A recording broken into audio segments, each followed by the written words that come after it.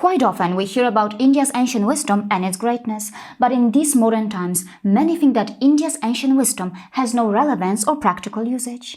But if we start to look deeper and allow ourselves to have a broader perspective, it starts to appear that India's ancient wisdom may hold the answers to our most frustrating problems. But how can we, as a global community, benefit from India's intellectual knowledge systems? Well, India's ancient wisdom can definitely help us in bringing the much-needed stability for our planet. I will classify that broadly into two types: environmental stability and emotional stability. If we continue to promote the high ecological footprint generating lifestyle of an average American or Scandinavian, we need many Earths. It's time to wake up. We can't afford that anymore.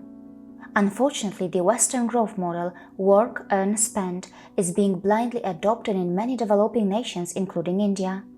This is taking us towards overexploitation of resources, pollution, global warming, and greed-driven consumerism. The answer to that problem can be found in India's traditional concept of aparigraha. Aparigraha can also help in fighting hunger and managing food wastage. In addition, the traditional Indian joint family system can lead to more environmental-friendly practice of shared usage of resources. In a way, aren't we already suggesting that when we promote the so-called New Age idea of sharing economy? In addition, sustainable ideas like reuse, recycle, repair pre-exist in traditional Indian system and need to be revived. For those who are willing to switch to a low-carbon footprint lifestyle by using plant-based diet, India's vast variety of plant-based cuisine can be very beneficial. Now I will talk about emotional stability.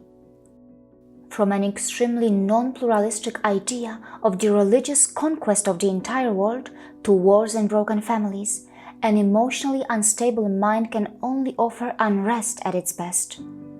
A nation whose people have a better emotional stability are less likely to suffer from anger, greed, jealousy, and all forms of crime and abuse.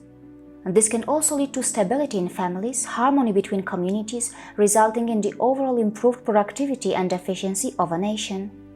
Elements from India's intangible cultural heritage can offer lots of solutions to those who are struggling with mental illness.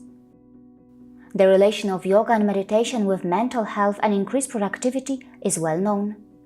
In addition, Indian dharmic knowledge traditions like yoga and Ayurveda are also known for reducing healthcare costs, a rising problem in the Western nations.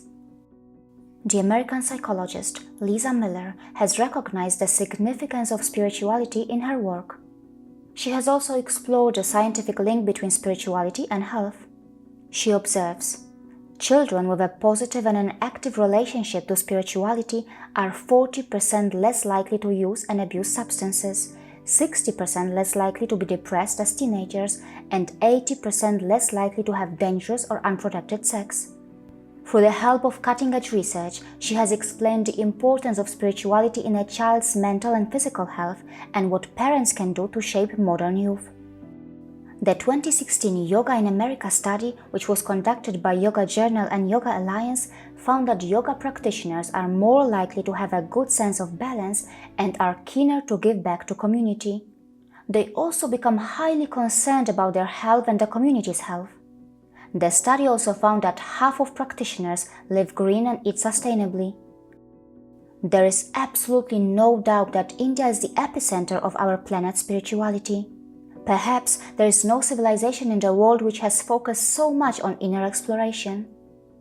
India's dharmic traditions encourage people to focus on conquering their own mind and reject the idea of conquering the world. In dharmic traditions, the ultimate goal is to conquer oneself.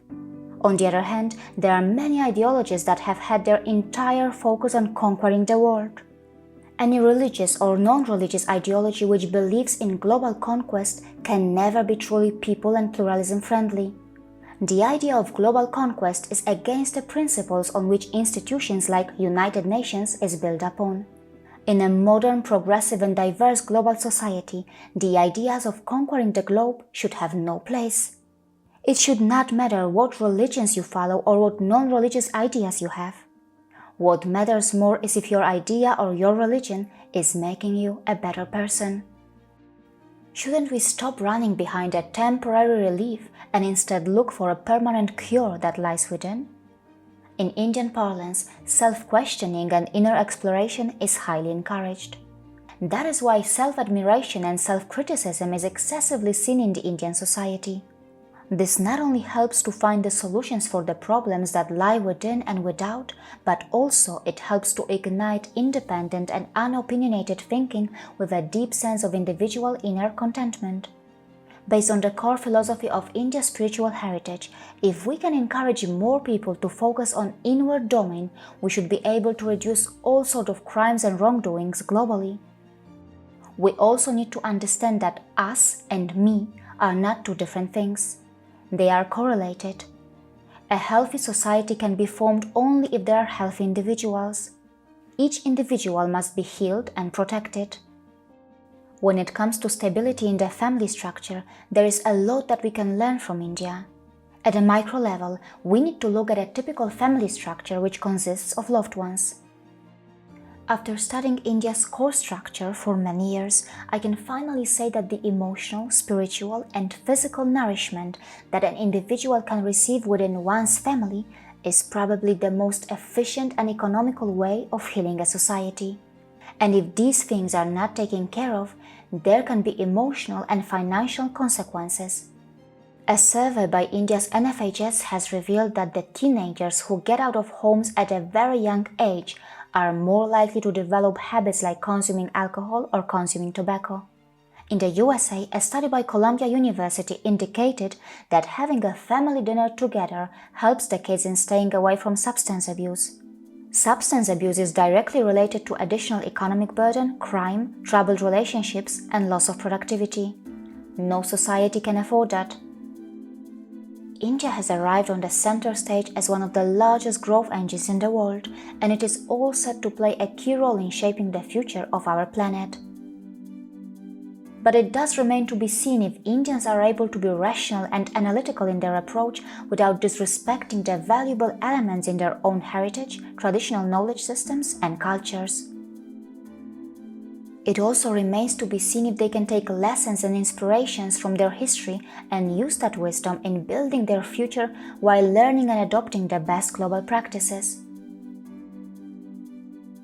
And yes, we, the global community, shouldn't hesitate to learn the best that India and its ancient wisdom offer. Hi, I'm Karolina Goswami. In a way, the episode that you have just watched is the essence of my 5 years of hard work on the subjects related to India and Indians. My researches and investigations to understand India's complex layers will not end here. I am going to continue my work. In this mission, you can participate too. Please come forward and support my work financially. See you again.